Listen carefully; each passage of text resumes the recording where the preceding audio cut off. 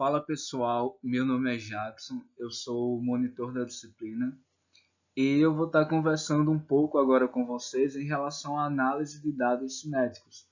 A princípio, nós vamos abordar apenas o método diferencial, mas na sequência nós vamos estar lançando uma outra videoaula abordando também o método integral.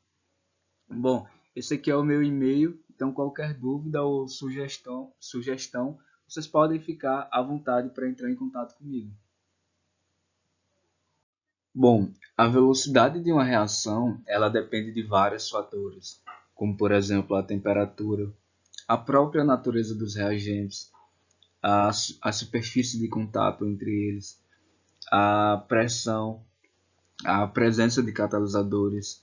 No entanto, para reações elementares, a velocidade dessas reações ela é diretamente proporcional à concentração dos reagentes. Então, vamos supor que eu tenho uma reação A mais B formando produtos.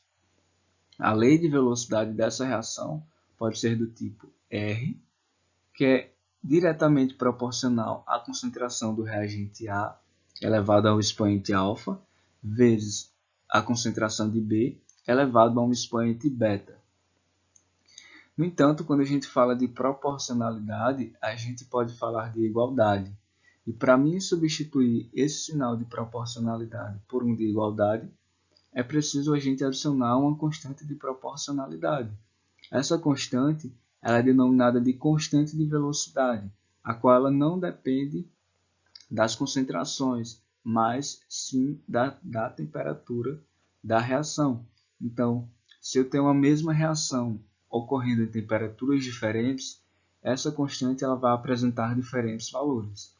De uma maneira mais formal, a gente pode definir como lei de velocidade uma equação que dá a velocidade de reação em função das concentrações das espécies químicas que estão presentes na equação que representa a reação. Ou seja, é uma equação que está basicamente em função da constante de velocidade e das espécies químicas que estão presentes na reação. A lei de velocidade de uma dada reação ela é determinada experimentalmente e geralmente elas não podem ser deduzidas a partir da equação que representa a reação, certo?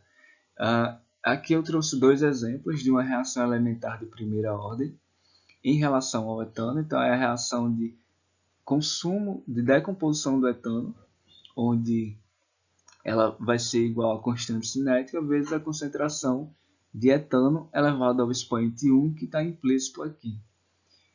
Aqui eu trouxe uma outra reação, só que agora ela é de segunda ordem, a reação elementar de segunda ordem em relação a B. Então, essa é a equação, a lei de potência, que representa a formação de B. Então, a taxa de formação de B é igual a concentração, a constante cinética, vezes a concentração de B elevado ao quadrado. Ou seja, é uma reação elementar de segunda ordem em relação a B. Então, na lei de velocidade mostrada anteriormente, onde R era igual à constante de velocidade vezes a concentração do reagente A elevado a um expoente alfa vezes a concentração do reagente B elevado a um expoente beta, nós podemos dizer que alfa é a ordem da reação em relação ao reagente A, beta é a ordem da reação em relação ao reagente B e a soma de ambos é a ordem global da reação. Mas existem reações que não possuem uma ordem definida, que é o caso da reação de formação do ácido bromídrico. É uma reação que não possui uma ordem definida justamente por ser uma reação não elementar. Em relação às unidades da lei de velocidade, elas vão ser sempre em termos de concentração por unidade de tempo, enquanto que as unidades da velocidade específica de reação, que é um outro nome que a constante cinética recebe, ela vai variar de acordo com a ordem da reação. Então, a gente pode considerar uma reação envolvendo apenas um reagente, tal como uma reação do tipo A, formando produtos, com uma ordem global de reação igual a N. Para esse tipo de reação, as unidades da constante de velocidade específica de reação vai ser unidade de concentração elevado ao expoente 1 menos N, que é a ordem global da reação, tudo isso dividido por uma unidade de tempo. Em seguida, nós vamos ver alguns exemplos em relação às unidades. Então, considerando uma reação desse tipo, uma reação onde eu tenho um A formando produtos, se essa reação ela tiver uma lei de velocidade de ordem zero, de ordem global zero, ou seja, o N igual a zero, desse tipo aqui, ó, menos R, que é a velocidade de decomposição de A, faltou colocar aqui o subscrito de A, mas é menos R de A, é igual à constante de velocidade de A, vezes a concentração de A elevado a zero, que vai ser 1. Então, vai ficar somente menos R de A é igual a K de A.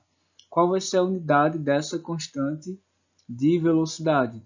Vai ser unidade de concentração. Nesse caso, a gente está usando as unidades do Sistema Internacional. Então, vai ser mol por metro cúbico. Mol por metro cúbico elevado a 1 menos a ordem global da reação, 1 menos 0, dividido por unidade de tempo. Como a gente está usando SI, então vai ser segundo. Tudo isso vai dar mol por metro cúbico dividido por segundo. Então, divisão de fração, conserva a primeira, o numerador, multiplica pelo inverso do denominador. Então, vai ficar mol por metro cúbico vezes 1 por segundo. Observa que aqui nesse caso a gente a gente pode observar que a reação, a unidade da constante de velocidade vai ser igual à unidade da lei de velocidade. Isso porque a gente não vai ter a concentração influenciando nessa lei de velocidade. Para uma reação, supondo agora que essa reação ela tem uma lei de velocidade de ordem global 1, que seja uma reação desse tipo aqui, onde vai ser menos R de A igual a K de A vezes a concentração de A elevado a um expoente 1, que está implícito aqui nesse expoente da concentração, a unidade dessa constante de velocidade vai ser igual a unidade de concentração elevado a 1 menos a ordem global da reação, que é 1, tudo isso dividido por unidade de tempo, nesse caso segundo. Então vai ficar mol por metro cúbico elevado a 1 menos 1 vai dar 0. Qualquer valor elevado a 0 vai dar 1. Então isso aqui esse numerador vai ser igual a 1 e a gente vai manter a unidade de segundo. Então a unidade de K para esse caso vai ser segundo na menos 1, que é a mesma coisa de 1 por segundo. Se essa reação aqui de A formando produtos fosse de ordem global 2, com uma lei de velocidade dessa forma, nós teríamos que a unidade da constante de velocidade seria a unidade de concentração elevado a 1, que já é um valor padrão, menos a ordem global da reação, no caso ficaria 1 menos 2, dividido por unidade de tempo. Nesse caso a gente está usando o segundo. Então ficaria mol por metro cúbico elevado a menos 1. Tudo isso dividido por segundo. Como aqui está elevado a menos 1, a gente pode inverter essa fração do numerador. Então vai ficar metro cúbico por mol, tudo isso dividido por segundo. Conserva a divisão de frações, a gente vai conservar o numerador e multiplicar pelo inverso do denominador. Mas como é que a gente pode obter a ordem da lei de velocidade de uma reação a partir dos dados experimentais? Nesse caso, nós vamos considerar, para essa aula nós vamos considerar apenas o reator em batelada, que é um reator muito utilizado principalmente para reações homogêneas, são aquelas que envolvem apenas uma única fase. E nos reatores em batelada é muito comum medir a concentração ou a pressão e o volume medir e registrar em tempos diferentes durante a reação. Esses dados eles podem ser utilizados para determinar a ordem da lei de velocidade de uma reação, da reação que está ocorrendo naquele reator em batelada. E para determinar a ordem da reação, nós podemos seguir uma sequência de passos que vão facilitar essa determinação. O primeiro passo seria a postulação de uma lei de velocidade, que para reações homogêneas seriam leis de potências com essas características, conforme a gente já viu anteriormente. No entanto, a gente não sabe os valores de alfa nem das constantes. A gente ainda vai determinar a partir dos dados experimentais que vão ser colhidos. Em seguida, o segundo passo é selecionar o tipo de reator e o correspondente balanço molar. Nesse caso, como foi para um reator batelada a volume constante, então nós podemos considerar que a velocidade, por exemplo, de decomposição de um determinado reagente A é igual à variação da sua concentração em relação ao tempo dentro do reator. O terceiro passo vai ser procurar por simplificações. Por exemplo, se um dos reagentes está em excesso, a gente pode considerar a sua concentração como constante. É o famoso método do excesso. A gente vai ver a aplicação desses passos mais lá para frente, e aí a gente também vai utilizar essa simplificação pelo método do excesso e vai ficar tudo um pouco mais claro de compreender. E em seguida, o quarto passo vai ser utilizar um método numérico para determinar a ordem da reação. E aí esses métodos podem ser tanto o método diferencial como o método integral. Para essa aula, nós vamos abordar apenas o método diferencial. Antes de começarmos a falar das etapas do método diferencial, vamos tentar relembrar um pouco o conceito de derivadas. Então, vamos supor que a gente tenha uma função, que está denotada por essa linha azul, e a gente pega dois pontos dessa função, no caso pode ser o ponto x, cuja imagem vai ser f de x, e o ponto x mais h, cuja imagem vai ser f de x mais h. Se nós passarmos uma reta entre esses dois pontos, a gente vai ter, essa reta ela é chamada de reta secante, e aí através dessa reta nós podemos determinar a taxa de variação de um ponto em relação ao outro, certo? Se nós pegarmos a variação do cateto oposto, no caso vai ser f de x mais h menos f de x, sobre x mais h menos x, né? O cateto oposto sobre o cateto adjacente. Vai ser igual a o coeficiente angular dessa reta secante. Então, a gente pode denotar assim, m, que é o coeficiente angular, vai ser igual ao f de x mais h menos f de x sobre x mais h menos x. Simplificando, esse x aqui ele vai cortar com esse, então vai ficar f de x mais h menos f de x sobre h, vai ser o coeficiente angular dessa reta, ou seja, a taxa de variação desse ponto, x mais h, em relação a esse ponto. Mas se a gente fizer esse ponto x mais h tender a x, em outras palavras, se a gente fizer essa distância h tender a zero, a gente vai ter uma taxa de variação instantânea nesse ponto x. E esse que é o conceito de derivadas. Então, nesse caso, nós não teríamos mais uma reta secante, e sim uma reta tangente. E a inclinação dessa reta, ou seu coeficiente angular, seria a derivada. Então, a derivada seria o quê? O limite dessa função aqui, fazendo esse intervalo tender a zero. Quando a gente faz esse intervalo tender a zero, a gente obtém a taxa de variação em relação ao ponto x.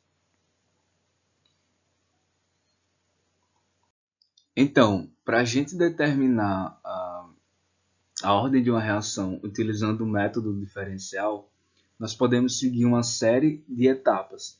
A primeira etapa consiste em combinar o balanço molar e o modelo de lei de potência.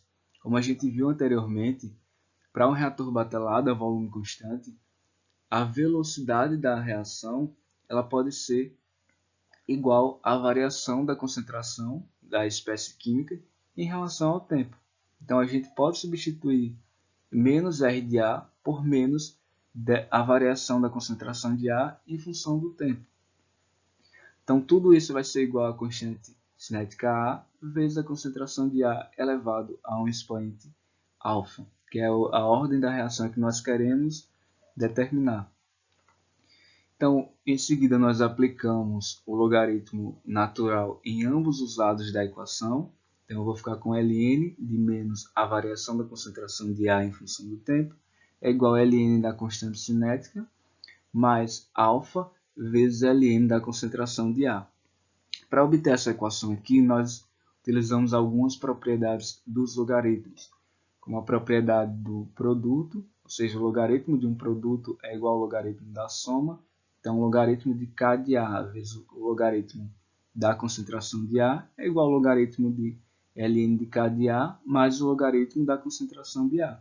Assim como também utilizamos a propriedade de expoente de logaritmos, onde o logaritmo de A elevado a x é igual a x vezes o logaritmo de A.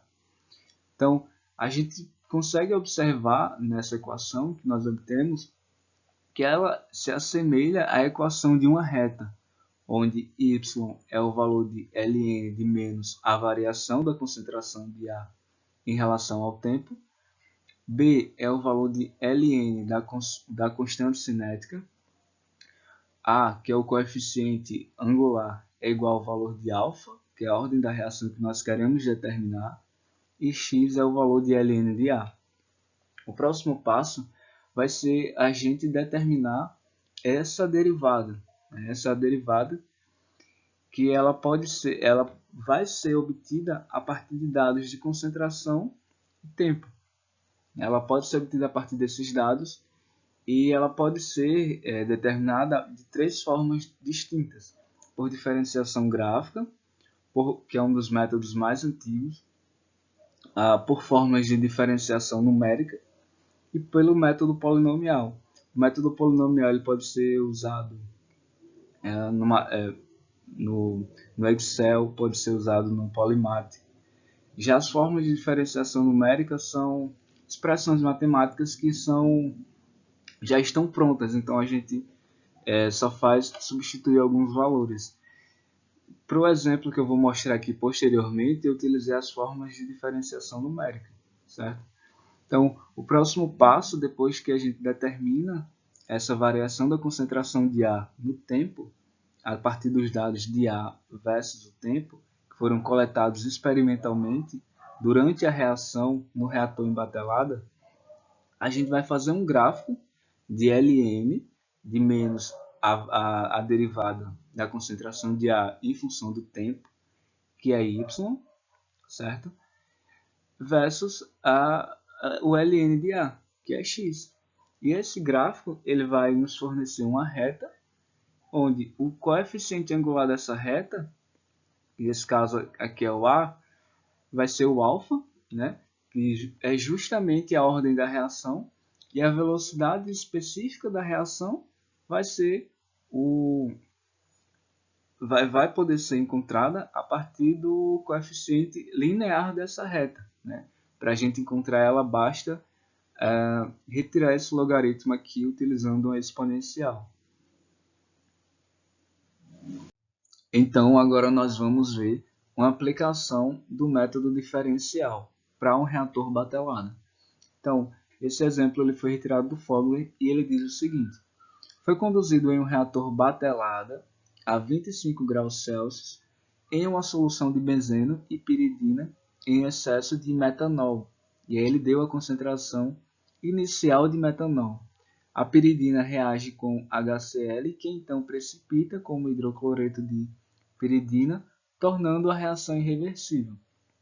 a reação é de primeira ordem em relação ao metanol, ou seja, ele já está dando a ordem da reação em relação ao metanol, que aqui ele chamou de B, e a concentração de tritil, que ele chamou de A, foi medida em função do tempo e é mostrada abaixo. Aí ele pede para a gente utilizar o método diferencial para obter a ordem da reação em relação ao tritil, certo? Ele já falou que a ordem da reação em relação ao metanol, que é B, é ordem 1. Então, a gente precisa determinar a ordem da reação em relação ao tritil, que é o reagente A.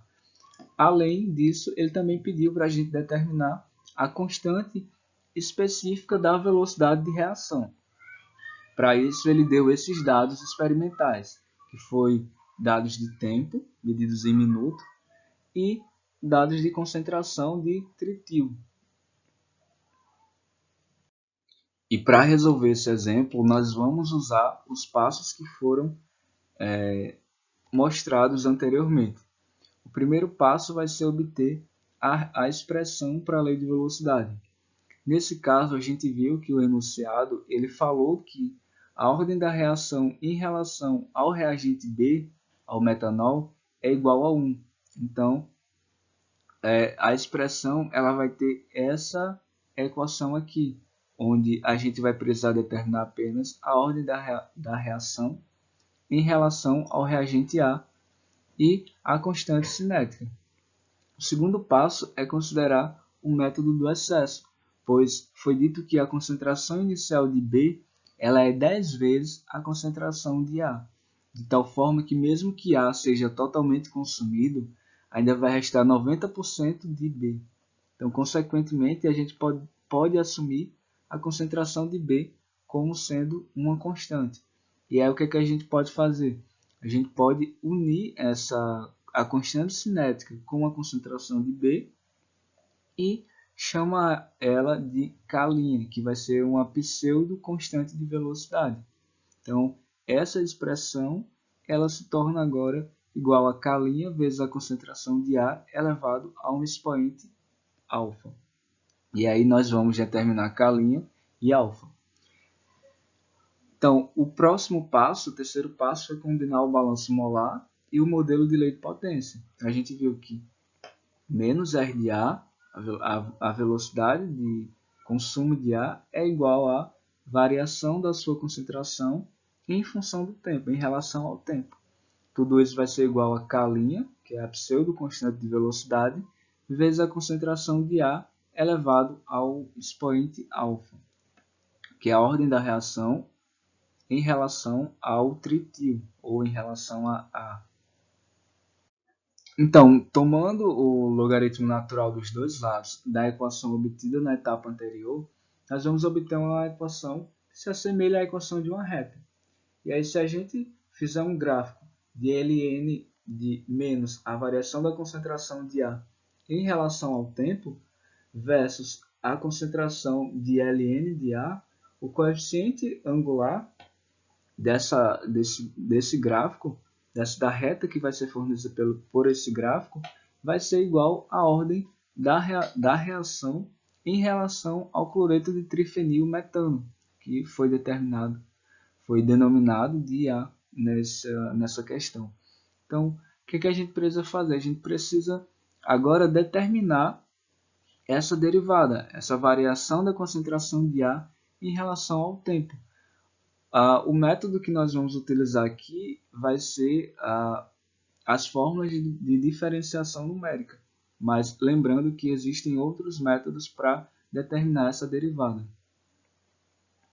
Bom, as fórmulas de diferenciação numérica utilizadas para determinar a variação da concentração de A em relação ao tempo foram essas. Elas foram retiradas do Fogler, da quarta edição do Fogler, e ela consiste em diferentes equações, diferentes fórmulas para o ponto inicial, para os pontos interiores e para o ponto final. Ou seja, para o ponto inicial eu tenho uma fórmula, para os pontos interiores eu tenho outra fórmula e para o ponto final eu tenho uma outra fórmula.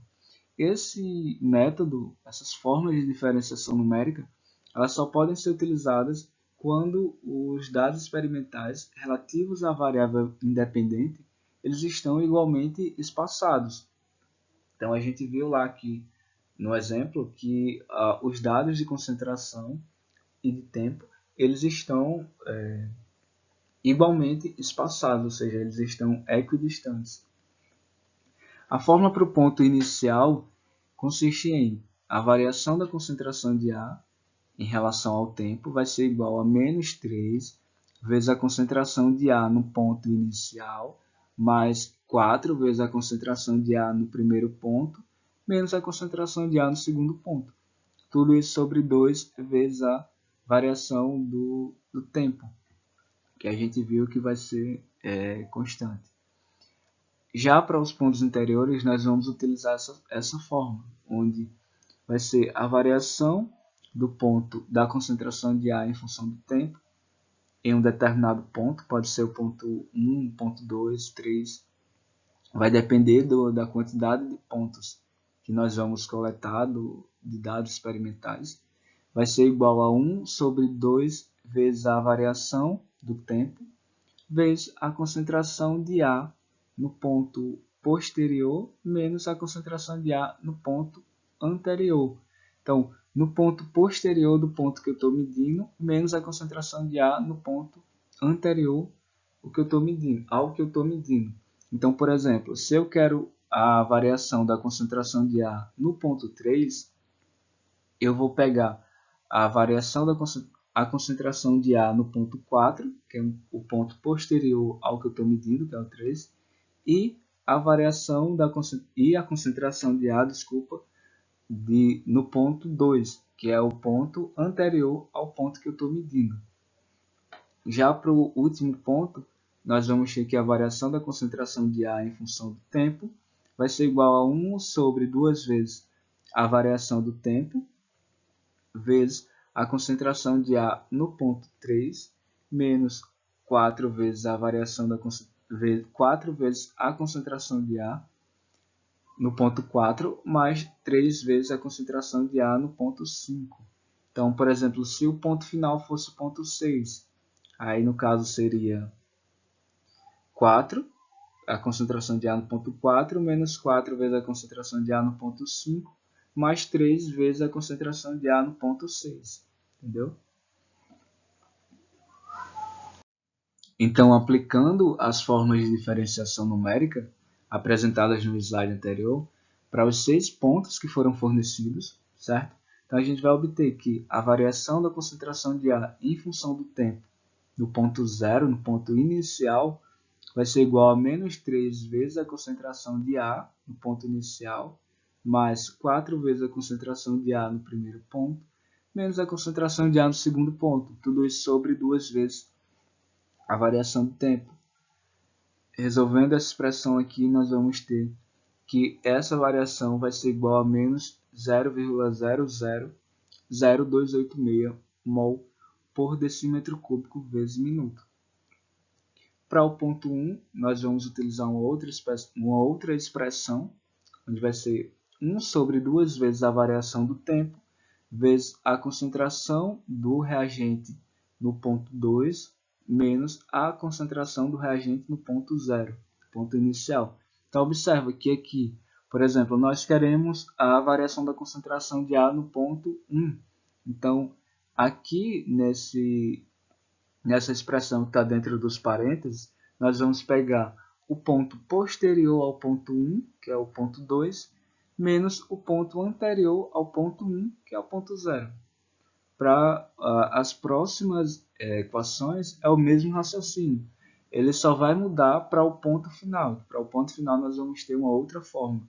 Mas até o penúltimo ponto nós vamos ter esse mesmo raciocínio. Então vai ser 1 sobre, por exemplo, para o ponto 2, vai ser 1 sobre 2 vezes a variação do tempo, vezes a concentração de A no ponto posterior ao ponto 2, que é o ponto 3, menos a concentração de A no ponto 1, que é o ponto anterior ao ponto 2. e aí a gente vai obter esse resultado.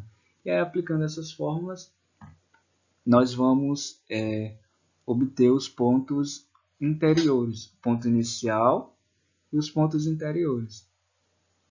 Para os pontos 3, 4 e 5, que também são pontos interiores, nós vamos usar basicamente o mesmo raciocínio.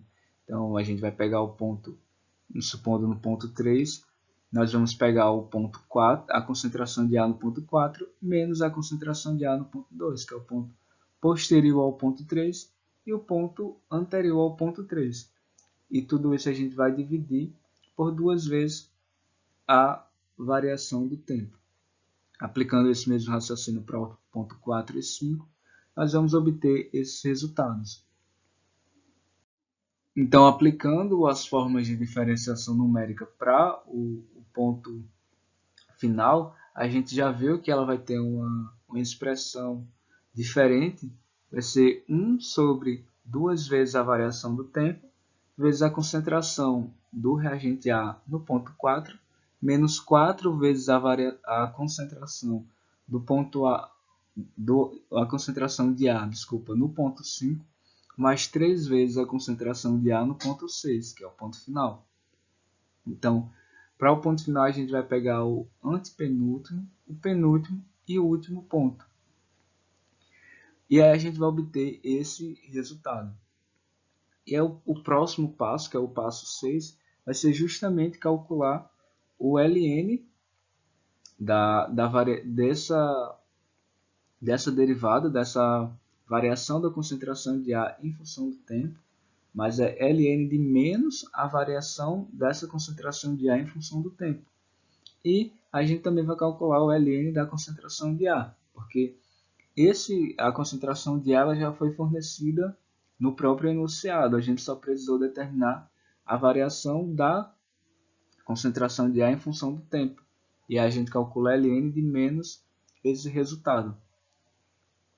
Obtendo esses valores, né, eles estão aqui tabelados nessa tabela. A gente tem os valores de ln da concentração de A e ln de menos a variação da concentração de A com o tempo.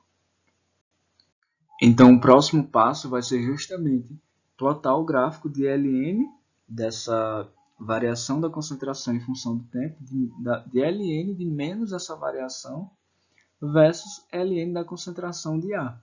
E a gente pode utilizar softwares como, por exemplo, o Excel para fazer e plotar esse gráfico.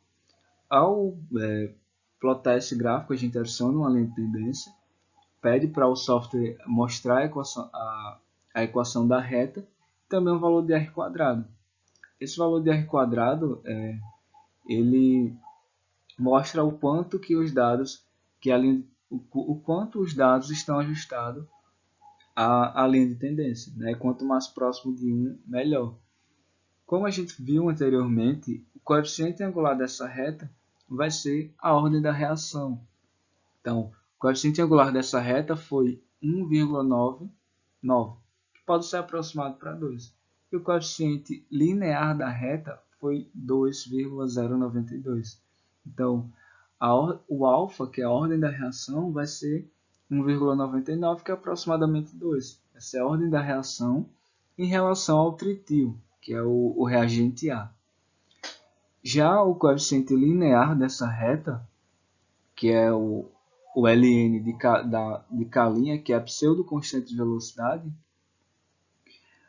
a gente precisa ainda determinar o K de A. Nesse caso, a gente está determinando apenas o K', que é a pseudo-constante de velocidade. O K' vai ser igual a exponencial desse valor, que é menos 2,092. Isso vai ser igual a 0,1234 aproximadamente decímetro cúbico por mol vezes minuto. Mas esse valor aqui ainda não é da constante de velocidade daquela reação. Esse é o valor da pseudo-constante de velocidade. A gente precisa determinar o valor da constante de velocidade genuíno, né? Esse aqui é apenas uma pseudo-constante de velocidade. Então, como foi dito anteriormente, K' é apenas a pseudo-constante de velocidade, que nada mais é do que K de A vezes a concentração de B. Logo, a verdadeira constante de velocidade, que é K de A, vai ser igual a K' sobre a concentração de B. Como a gente viu, a concentração de B, por ser muito maior em relação à concentração de A, ela pode ser considerada constante. E esse valor ele foi fornecido no enunciado. Então, K' a gente obteve do coeficiente linear da reta que a gente obteve no passo anterior, e a concentração de B ela foi fornecida anteriormente. Com isso, a gente consegue calcular o valor da constante de velocidade em relação ao reagente A. Por fim, a lei de velocidade para a decomposição de A, ou seja, do tretil, será menos R de A, que é igual a constante de velocidade, que é 0,24688 decímetro na sexta por mol quadrado vezes minuto, vezes a concentração de A ao quadrado. A gente viu que essa lei de velocidade, a ordem dessa lei de velocidade em relação ao reagente ou ao tretil é igual a 2, e a ordem dessa lei de velocidade em relação ao reagente B é igual a 1, que é o metanol, e esse valor já foi fornecido no próprio enunciado. Logo, a lei de velocidade de decomposição de A vai ser essa daqui. Bom, por enquanto é isso, e caso tenham alguma dúvida do que foi passado nessa aula, vocês podem entrar em contato comigo, e muito obrigado pela atenção de todos.